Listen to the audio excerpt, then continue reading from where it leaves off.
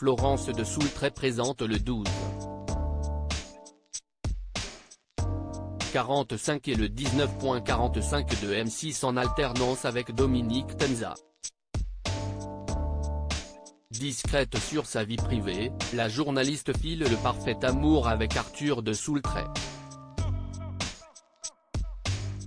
Focus sur cet entrepreneur à succès. Florence de Soultray fait partie des journalistes de M6 à suivre.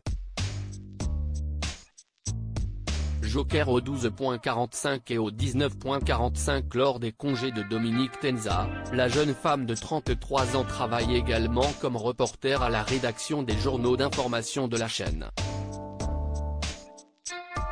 Un travail prenant qui peut avoir des répercussions sur son entourage et notamment, sur son époux Arthur de Soultray. Cela empiète parfois sur ma vie personnelle. Mais mon mari comprend parce que c'est un entrepreneur passionné, confiait-elle lors d'un entretien accordé à Télé Loisirs. Le 29 juillet 2021, celle qui a déjà remplacé Ophélie Meunier à la tête de Zone Interdite et qui reste plutôt discrète sur sa vie privée a dit oui à l'aristocrate Arthur de Soultray, lors d'une faste cérémonie en Gascogne.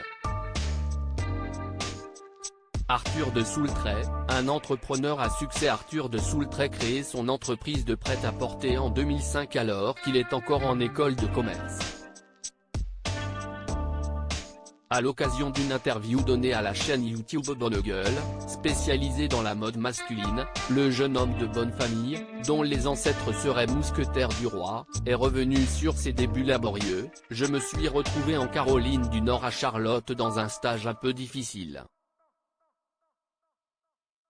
Il ne pouvait pas me payer donc j'ai commencé à vendre des cravates que j'avais avec moi en porte-à-porte et ça a très bien fonctionné. La même année, le comité d'organisation des Jeux Olympiques lui commande une quantité importante d'accessoires afin parfaire ses uniformes. Grâce aux 36 000 € récoltés, la marque Viconta est née.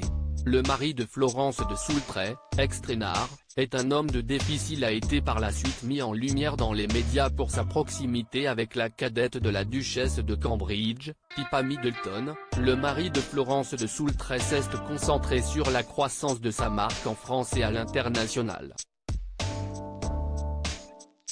En 2013, la PME aurait réalisé un chiffre d'affaires de 17,5 millions d'euros et serait distribuée dans un réseau de 350 points de vente dans le monde.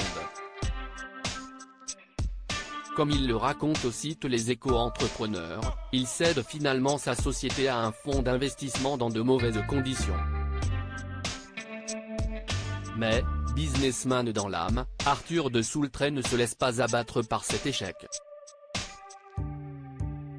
En 2018, il lance une nouvelle start-up, Thunderstone. La marketplace, qui propose une solution digitale aux acteurs de la vente physique, a finalisé une levée de fonds d'1 million d'euros 2 ans plus tard. À l'image de son épouse, Arthur de Soultray aime les défis. Use his post on Instagram à post shared by Florence de Soultray @FloDeSoultray.